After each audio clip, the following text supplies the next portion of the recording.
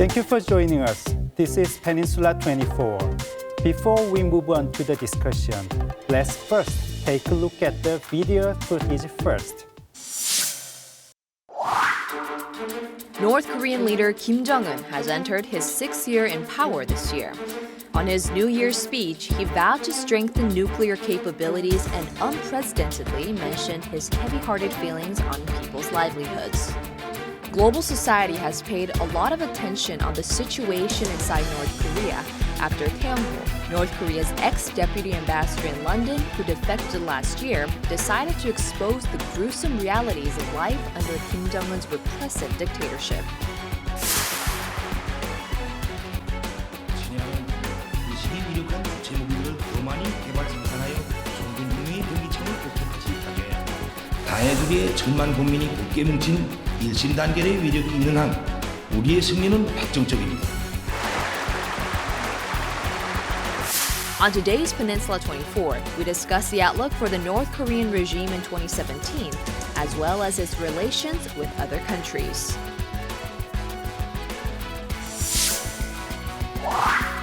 For today's discussion, we are joined by Cho Nam-hoon, Senior Research Fellow at KIDA, Korea Institute for Defense Analyses. Hello. And Seong-hyon, Research Fellow at the Sejong Institute. Thank you for having me. Thank you. And Professor Bryan Ma이어스 from Dongseo University. It's great to be here.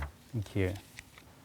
Seong-hyon, North Korea's former deputy ambassador to London, who fled the North last year, has recently held a press conference to reveal the gruesome realities of life under Kim Jong-un regime.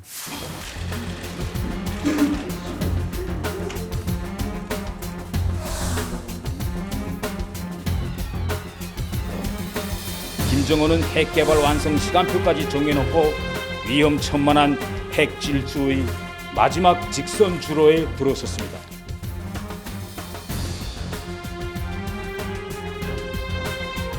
북한이 핵 동결, 대제재 해제, 북한의 요구사항을 들이대서 북한의 핵 보유국 지위를 국제적으로 인정받는 전략이라고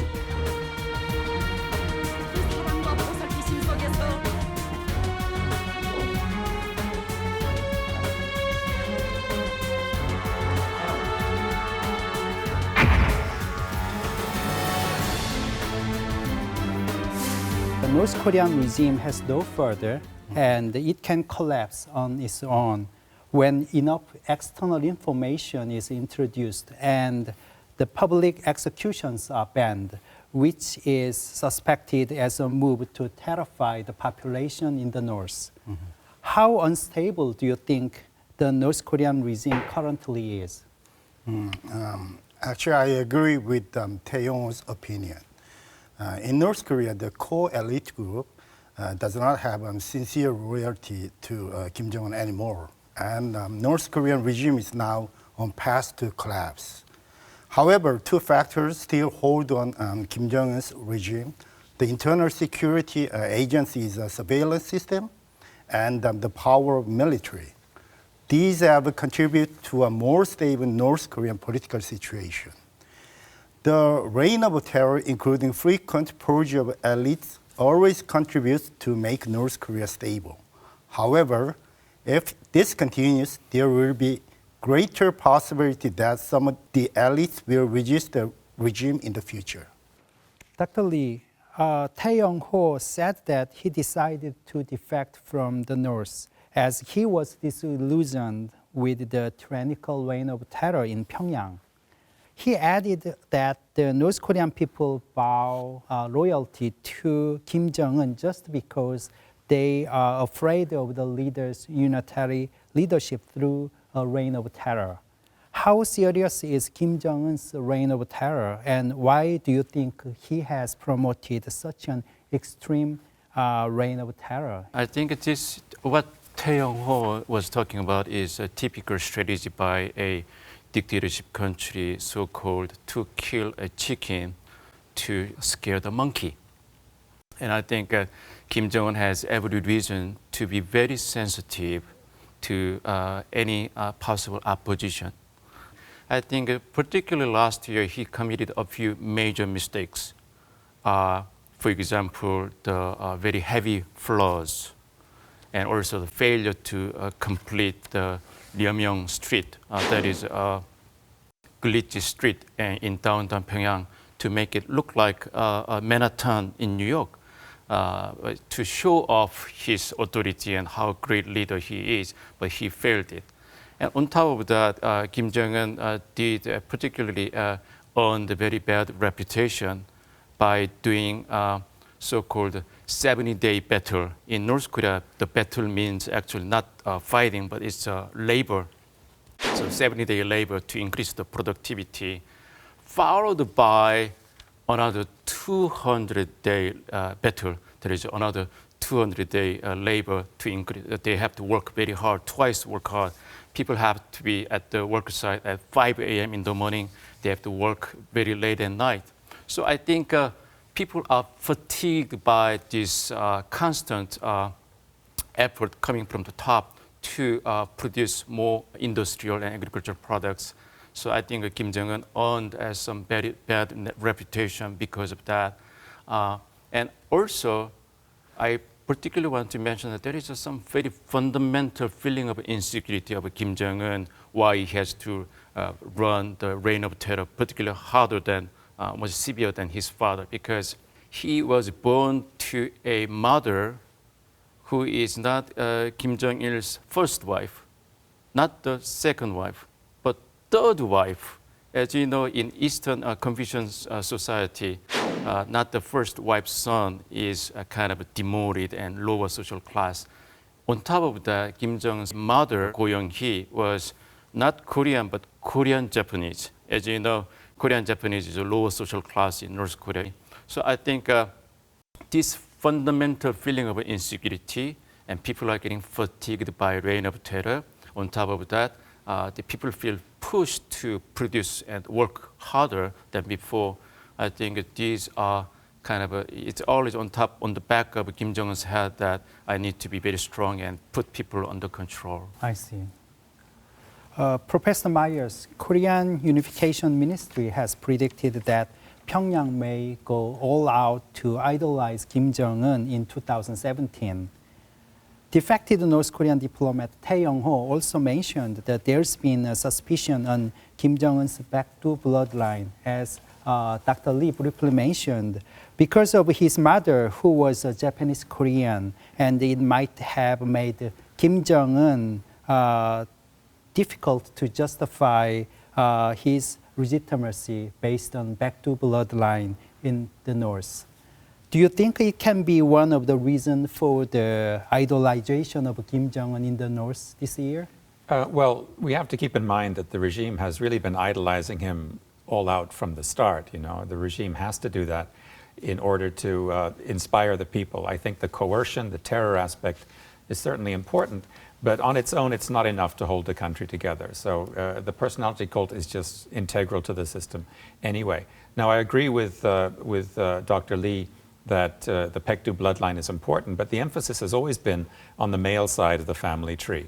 And in any case, I think North Koreans have become pretty pragmatic in the past few years. I think too pragmatic to really care where Kim Jong-un's mother was born. She was Korean, and I think that's the main thing. Now, having said that, I think that the personality cult is in deep trouble. The propaganda apparatus has done a terrible job of managing Kim Jong-un's public image, pretty much since he took over. There's just been a real inconsistency there. On the one hand, he often appears too arrogant, too overbearing, particularly in the company of people much older than himself. But on the other hand, he engages periodically in puzzling displays of self-abasement. There were those counterproductive meetings with Dennis Rodman, who sat next to Kim Jong-un wearing dark glasses and a baseball cap. Then he was taking photographs of female fighter pilots, much to their embarrassment. And now, the most recent development is he started bowing to people on his trips around the country. We've seen him bowing even to people younger than himself, but also to people older than himself.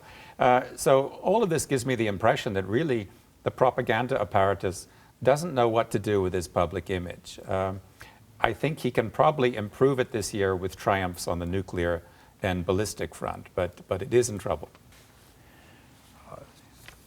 Tae-yong-ho has also mentioned that Pyongyang is planning to complete the nuclear development by 2017.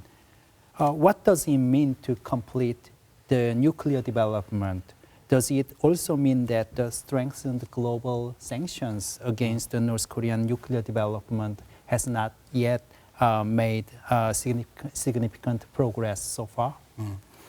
I think the completion of nuclear weapons development generally means two things. One is the miniaturization of a nuclear warhead. The other is the development of long-range launch vehicles, generally called ICBM.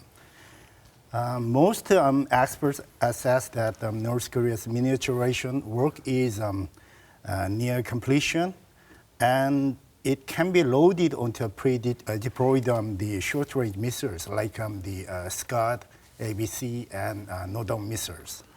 If the miniaturization is completed and loaded onto the short-range missiles, then North Korea can may attack the South Korea or Japan. However, they cannot attack the U.S. because they don't have the long-range missiles. So actually, the completion of development of long-range missiles is also the completion of the nuclear weapons development. So I guess both things actually means the concept of the nuclear weapons development.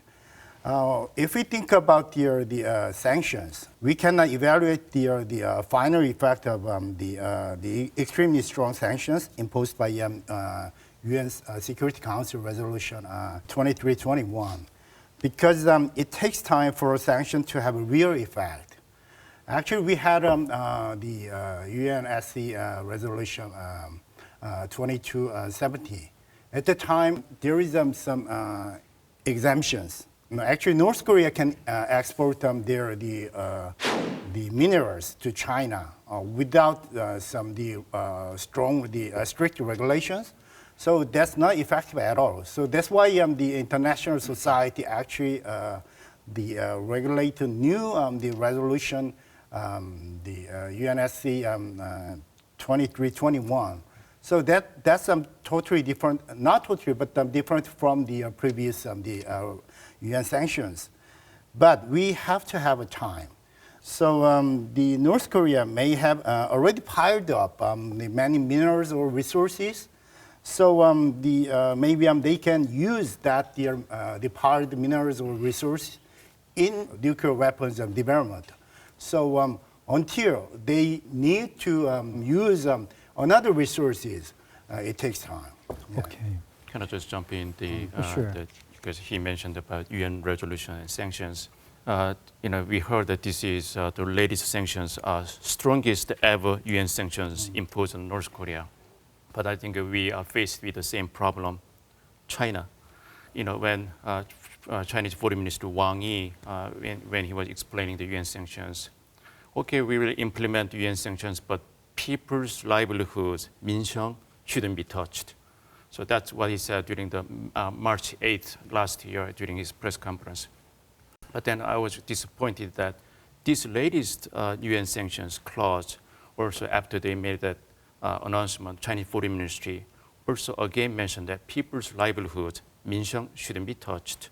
And 민생, people's livelihood, a journalist asked, so what do you mean by people's livelihood shouldn't be touched? People's livelihood. And Wang Yi said that, when people hear, they know what they mean. So actually he declined to elaborate on it. So I think for the effective UN resolutions to be implemented, we should really put China to be on ours as part of the international community to impose sanctions and correct the wrong behavior of North Korea. I think that has been a continuing challenge for us. But can I ask a question in there to Dr. Lee? Hasn't China suspended coal imports from North Korea, and doesn't that suspension of coal imports signal a certain resolve that China did not have earlier? Now we are getting into a very interesting territory here. Okay, I'll just say what I heard. I was in China recently, and I talked with one of the Chinese interlocutors, and frankly, he told me that this time we didn't impose sanctions on North Korea's cores. That means that they imported North Korean cores. But this latest new UN resolutions, we will impose sanctions on core. I think that's what I heard from the Chinese interlocutors. So I think we have a hope to see how China implements the real tough, strong, meaty sanctions, that biting sanctions this time. I think we have to wait and see this time. Right. We have to see the Chinese government, the seriousness and closing the loophole at this time. Former North Korean diplomat Tae Young-ho has also mentioned about the outlook for the North's foreign policy. He has added that North Korea's might hope for changes in the global dynamics and want to be recognized as a nuclear power amid the changing leadership in the US as well as Korea. How has the global society responded on this?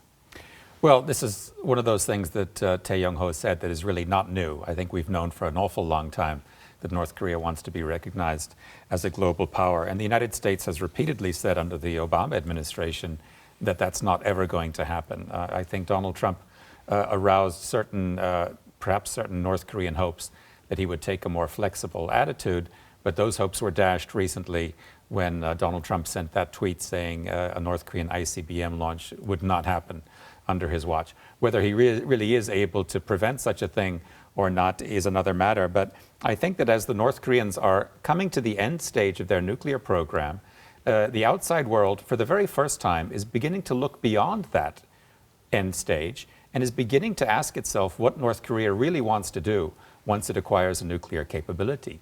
Many people have been saying for the past 15 years that North Korea simply wants to guarantee its safety from an American attack.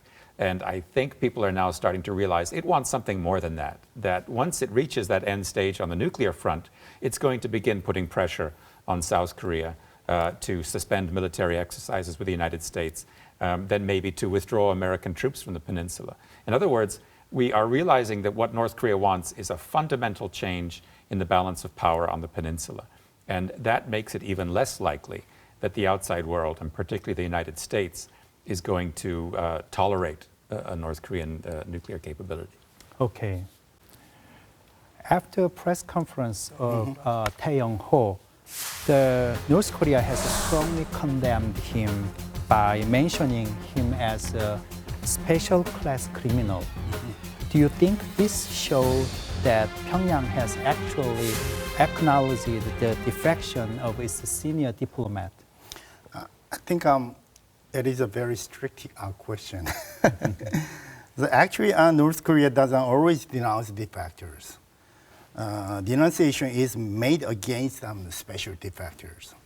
So I guess the fact that North Korea has strongly denounced Mr. Tae Young actually means that North Korea actually acknowledged his defection as a defection of one of its core elite groups.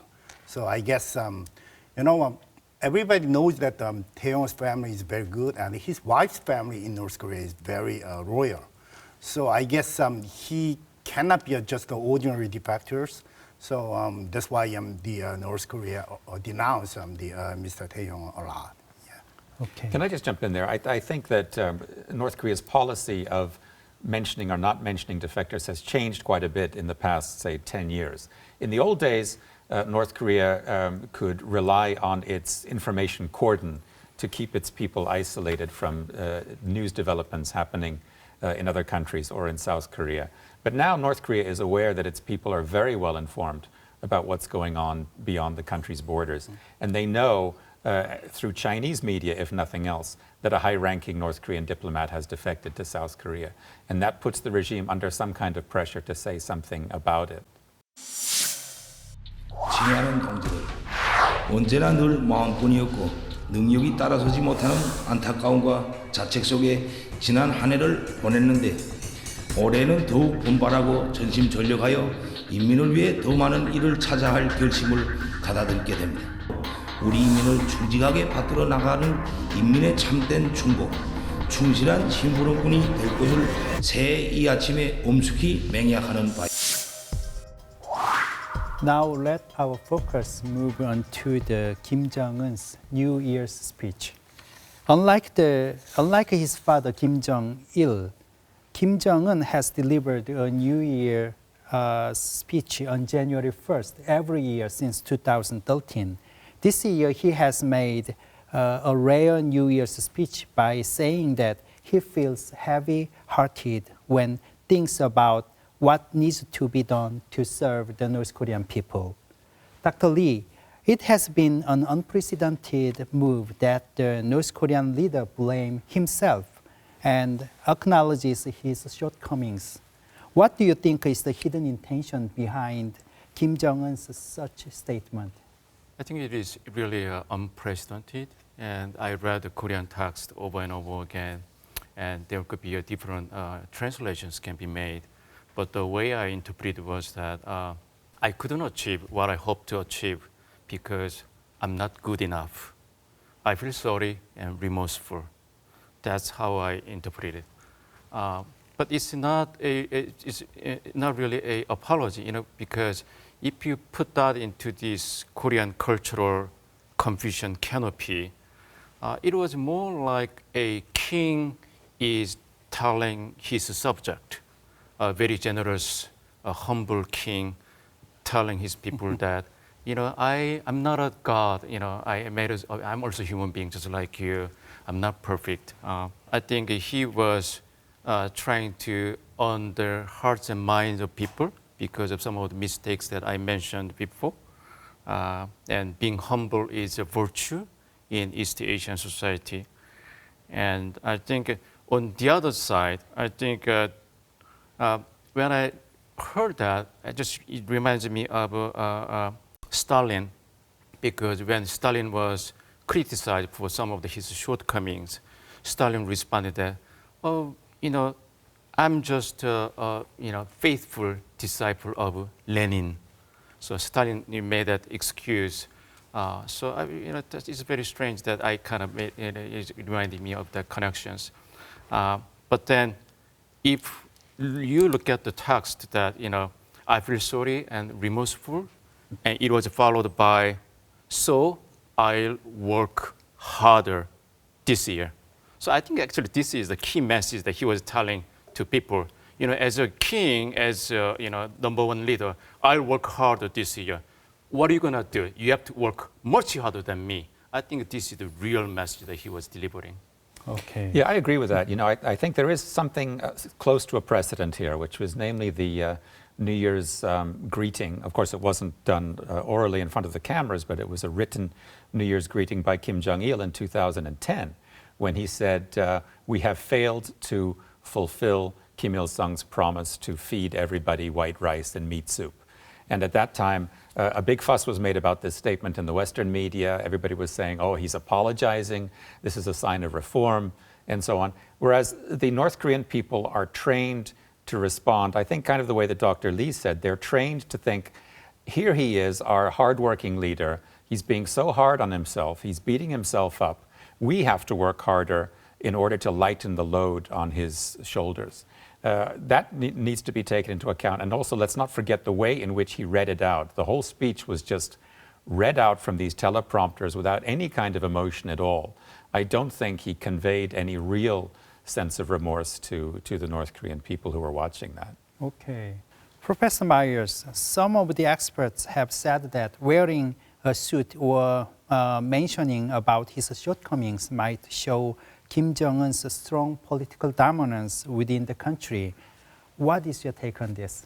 Well, I don't think wearing a suit is all that significant. Kim Jong-il didn't wear suits, but Kim Il-sung wore suits for about 10 years up until his death. So there's certainly a respectable tradition there. As for mentioning his shortcomings, yeah, even though Kim Jong-il did make comparable remarks in 2010, Kim Jong-un went quite a bit further, and explicitly stating that he has plenty of shortcomings which have sort of contributed to the problem. And I think that does reflect his confidence. I'm always a little bit skeptical when defectors come down to South Korea, whether they're high-ranking or low-ranking, and tell us that North Korea is on the verge of collapse, that the leadership has no legitimacy, has no more mass support. Because we've been hearing things like that for 25 years, and the regime still seems to me to be going strong. And having been to North Korea about 5 years ago, and having in my youth been to East Germany many times, I was actually struck by how little fear there was in the atmosphere compared to what I felt in East Germany in the 1980s. And that signals to me that this reign of terror, it might be frightening people in the top echelons of North Korean power, but it's not a reign of terror like we had in the Soviet Union or like we had in Cambodia under Pol Pot. I think the average citizen is going about his business just about as happily as he was 5 or 10 years ago. And I think that translates into mass support for Kim Jong-un, which in turn makes him feel that he can make statements like that in front of the cameras. Just slightly and respectfully disagree with Professor Meyer's point about the suit. Actually, I think the change of suit is very important, actually, because if we compare, not just wearing the suit this year, but I think we have to put that in comparison from last year, because he wore last year a military uniform we call a Mao suit, Mao Zedong in Chinese. And this time he wear Western suit with a necktie, a very fashionable or even intellectually looking eyeglasses. I think he is there to impress someone. And I think what the audience this time is that I think until last year, he may have realized that he looked like a kid, that people don't take him seriously. But I think he wants to be taken seriously this time. And I think we have to think about who may be the main audience that is different from last year. And I think the new element here is Trump. And even though everyone is paying attention to Trump, this is talking about Trump, but Kim Jong-un's speech, New Year's speech, didn't mention about Trump at all. So I think what is said is important, but also what is not said is also important, or even much more important. I think in that context, if you look at also compare this year's speech and last year's speech, the new element is the terminology ICBM. I think that was really conspicuous new addition to. And I think the key message that Kim Jong-un was trying to send is ICBM to Donald Trump by omitting it actually, but I think Kim Jong-un is trying to send that we have ICBM capability, but if we can make a deal, I won't blame you this time, because whenever Kim Jong-un mentioned someone's name in the New Year's speech, he was blaming someone. But by omitting it, actually he was giving a face to Trump. So I'll give you time to think about how you're going to do your policy toward North Korea and take me seriously, and we can make a deal. I think that's a new hidden message that I caught this time. Dr. Jo, Kim Jong-un mentioned that Pyongyang is in final stage of developing an intercontinental ballistic missile. He also added that the country has soared as a nuclear power of the East, which in a sense shows his strong will for military provocation in the near future. Do you think the North will continue to carry out provocative action this year? Before I am talking about that one, I a little bit define what the provocation is, because everybody's concept on the provocation in Korea is a little bit different. Some people say all kinds of attack, even the condemnation or criticism to our president is a provocation too. So, or the others say that only a physical attack are the provocations. So, but we think about the wider concept definitions. Then we can think all kinds of attack or the bad behavior by North Korea, the provocations. In 2017, I guess North Korea will carry out provocations such as the nuclear weapons test, ICBM test launch, and SLBM test launch. as long as it is technically required in completing its development. However, I don't think North Korea will make any local provocation along the NLL or the DMZ. I think it's necessary to make a distinction between classic provocations and stations in North Korea's nuclear program. What I would consider a classic provocation are things like crossing the NLL and the things like planting landmines along the DMZ. In other words, actions which are really intended to test South Korea, to test South Korea's resolve and so on. I don't like the South Korean press habit of applying the word tobal or provocation to missile tests and nuclear tests and things like that, as if these were just publicity stunts that are meant to send some kind of signal to the outside world.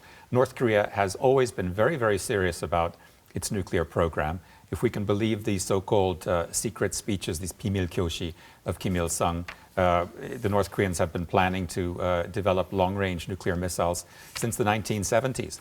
And of course, the Kim Jong-un regime is determined to accomplish that nuclear goal as fast as possible. And that means that this dictates a certain timetable of its own. And I don't think that it's helpful to react to each of these inexorable stations in the nuclear program as if it were some kind of cryptid message to the outside world.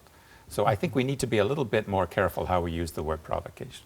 Some people have mentioned the possibility of the North Korea's military provocation during the first half of this year.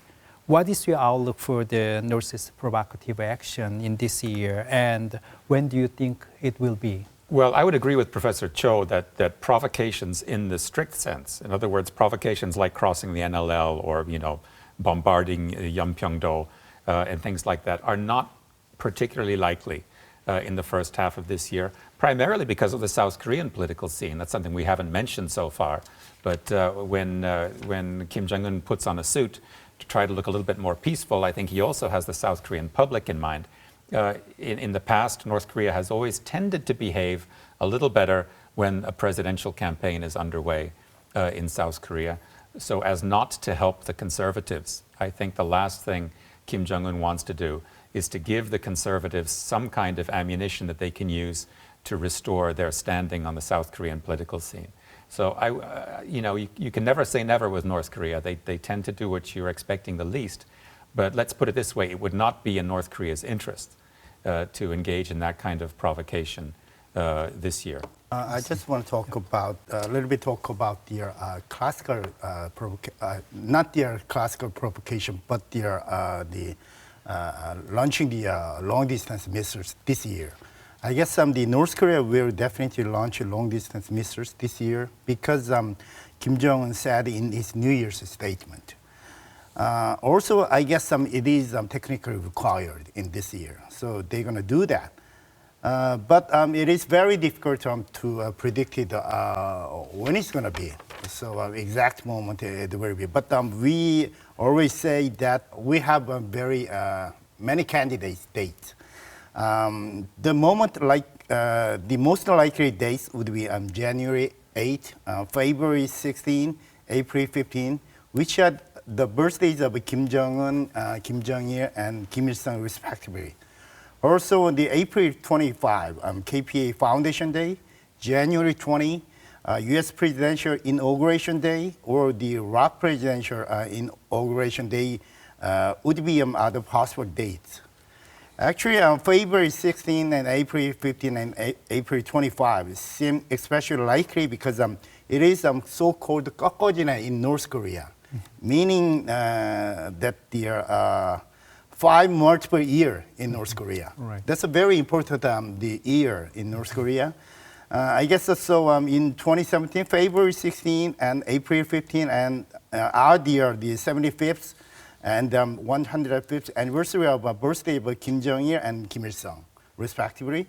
Also, April 25th this year is the 85th anniversary of KPA Foundation. So it is not the ordinary thing. Many the 꺾어지네 in this year. So we have very many likely days for the North Korea to launch long-range missiles.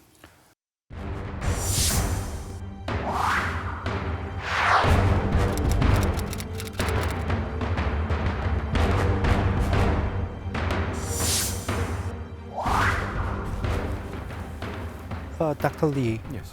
all eyes have been on the Kim Jong-un's message on his New Year's speech this year on North Korea's foreign policy toward Seoul and Washington, as the two countries are expected to change in leadership this year.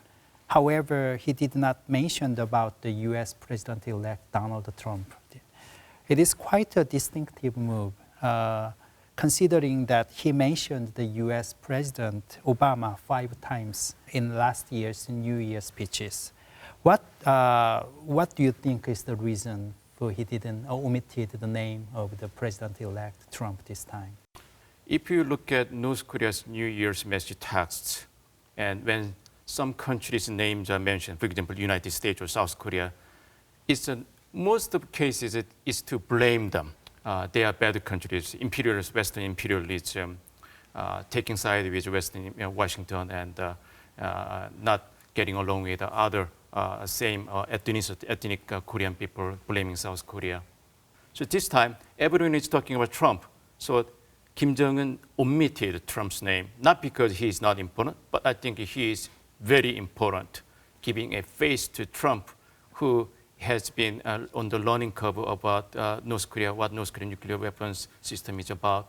And Trump has still time to come up with a policy. We don't know the policy yet. So North Korea is wait and see, giving him a little bit of space, and also a face to Trump. Thinks his face is very important. His ego is very important. So Kim Jong-un knows about it and does not have to undermine his face at this moment. But I think they are wait and see. But I think omitting it is a very important signal. And I think North Korea is still waiting for possible grand bargaining, a completely new roadmap from the United States, which is completely different from Hillary Clinton's, Obama's policy of strategic patience. I think Trump will not be patient with North Korea. What do you think the Kim Jong-un emphasized the intercontinental ballistic missile, which would mark an advance in its attempt to build a nuclear weapon capable of reaching the U.S., while not directly mentioning the President-elect Donald Trump? I think the Kim Jong-un mentioned the ICBM for 2 purposes. One is for a domestic purpose.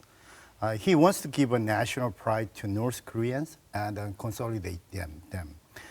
He would put more pride on the domestic purpose because in 2017, more difficulties are anticipated due to stricter the international sanctions.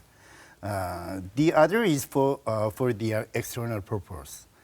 As I mentioned in the previous discussion, North Korea wants the attention of the U.S. It wants to be acknowledged by the U.S. as a nuclear state by demonstrating has nuclear capabilities.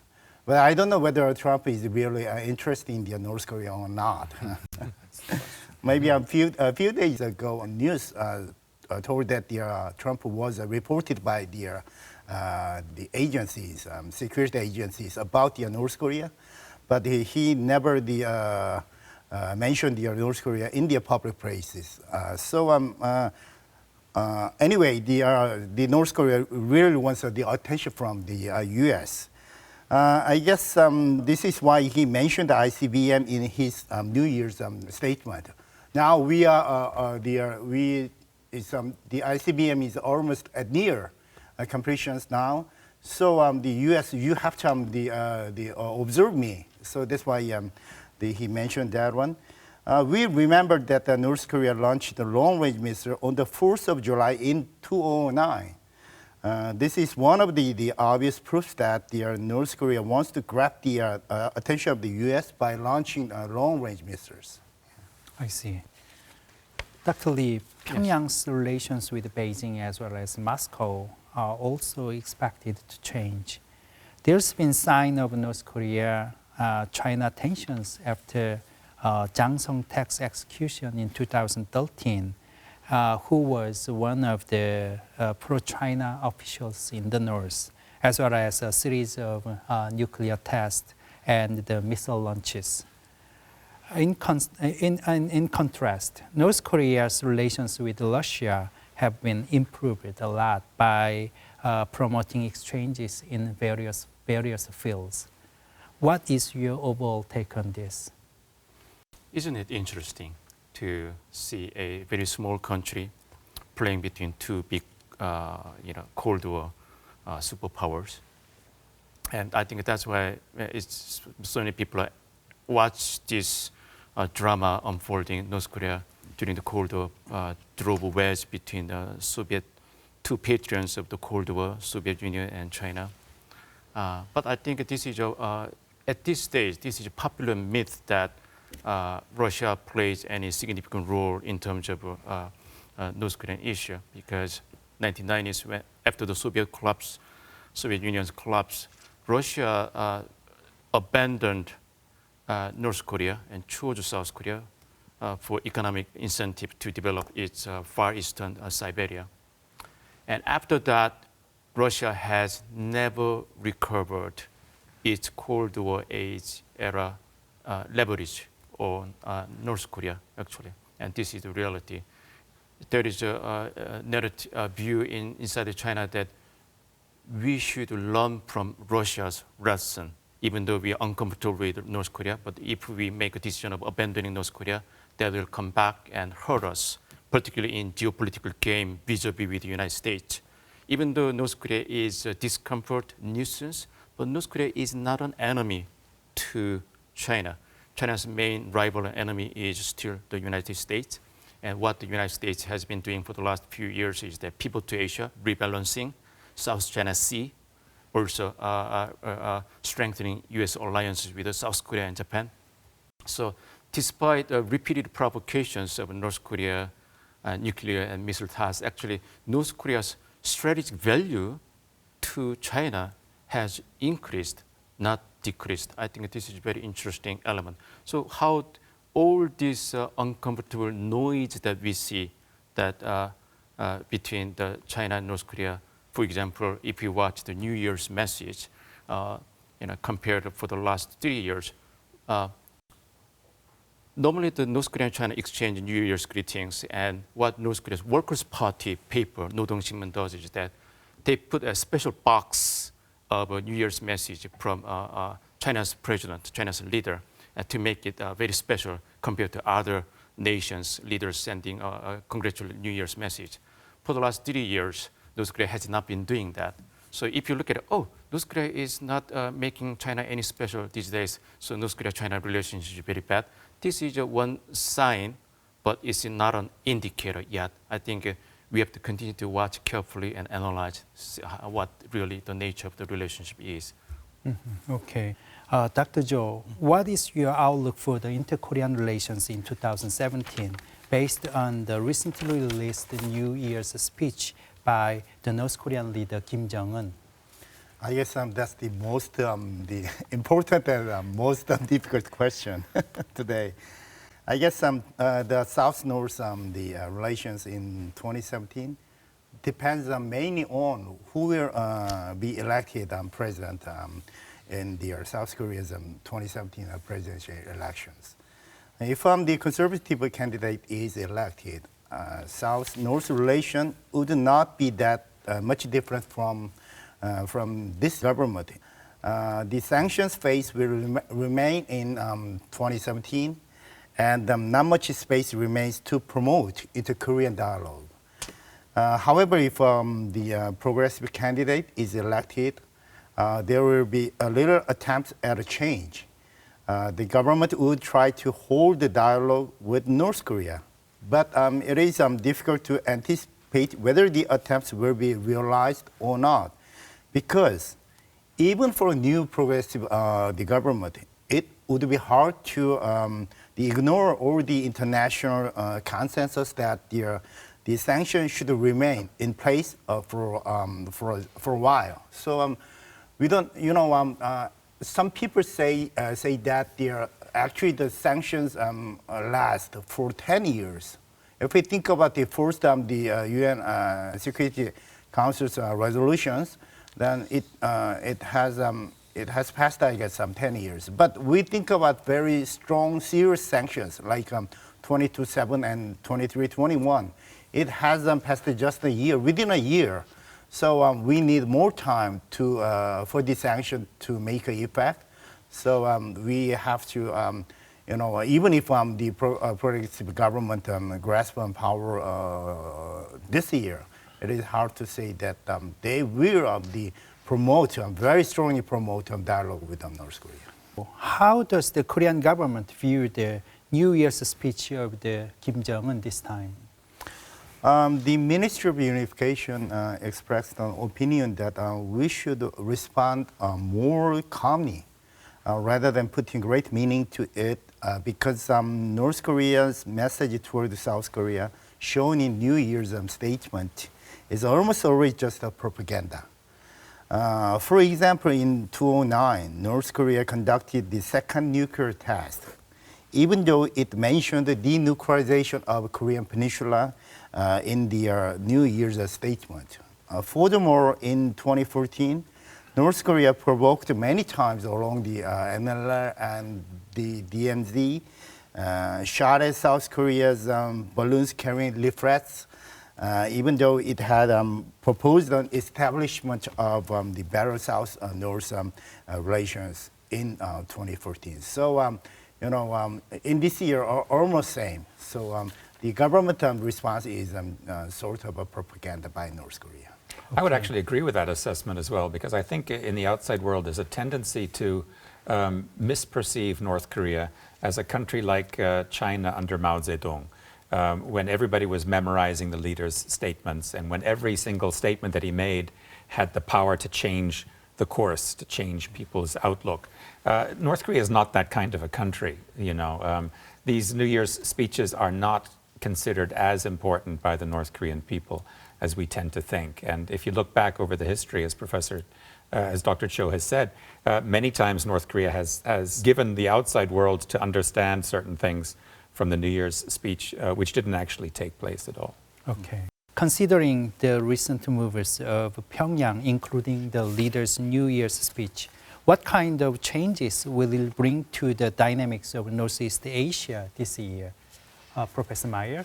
Well, I realize it's the normal thing to make predictions at the beginning of the year, but this is really the worst possible time for us to be trying to make predictions. Not only do we have this whole uncertainty surrounding Donald Trump and what kind of person he is and what kind of policies he plans, but we have South Korea in this state of almost political chaos when nobody has any idea what this country is going to look like in even 3 or 4 months.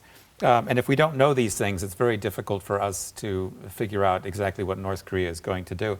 But I've always thought, as I said earlier, that Pyongyang is following a very long-term plan here, a plan which was conceived, I think, by Kim Il-sung in the 1960s. And that plan is to develop a nuclear capability to a point where it poses a threat that the United States cannot ignore, so that North Korea can present the United States with some kind of proposal for a grand bargain, as Dr. Lee said earlier. That's pretty much my prediction for what's going to happen this year. I think it looks like we always, when it comes to North Korea, we always hear bad news. North Korea is never will give up nuclear weapons. The six-party talks is that the sanctions are not working. I think we should caution against this kind of a self-defeating frame of thinking. This is very important as we start a new year. And actually, we should guard against this kind of self-defeating thinking, enter into a policy-making deliberations. For example, going back to our biggest problem of North Korea the narrative that North Korea will never give up on nuclear weapons, including the recent defector Tae-yong also said that. But I think if we think outside the box, a Chinese colleague of mine told me that he disagrees with this common narrative because he told me that, look, North Korea is a country that is run by one person, and Kim Jong-un. Even though nuclear country is enshrined in North Korea's constitution 3 years ago, if Kim Jong-un makes a decision, let's give up on nuclear weapons, then North Korea can give up on nuclear weapons. I think this kind of policy logic is something that we need because it provides hope, it provides motivation for us to work hard. And for the US audience, particularly the Trump administration, I really want to ask them to take North Korea as a serious policy agenda and give a serious thought because the strategic patience, the previous policy has not been really working. It's time to give a fresh thinking, fresh effort, and we cannot rely on any other country in the world.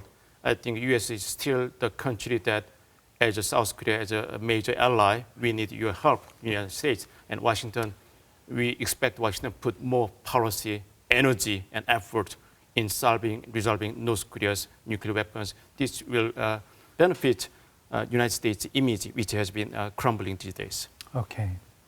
Dr. Jo? I guess in 2017, North Korea will be observing in developing nuclear weapons capability. And no country can persuade it to denuclearize. I guess North Korea has its own timetable, as Professor Myers talked about.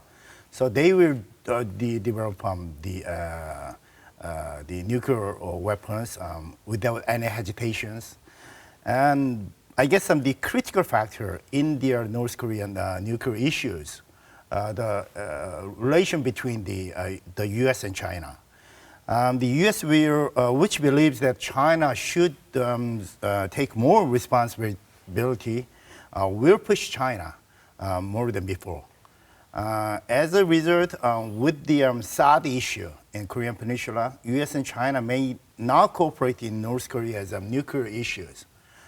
Then maybe a buck passing between U.S. and China will be a common phenomenon in 2017. And North Korea will have a better environment to advance its nuclear weapons development. So I guess as a player in Northeast Asia situation, so South Korea should both China and should make some the good environment for the China and the U.S. cooperate each other. Thank you very much for taking your time and sharing your opinions. We will have to pay a close attention to the situation inside North Korea and its possible provocation this year, which will be the clear threat to world peace. Thank you for watching. We will see you next time.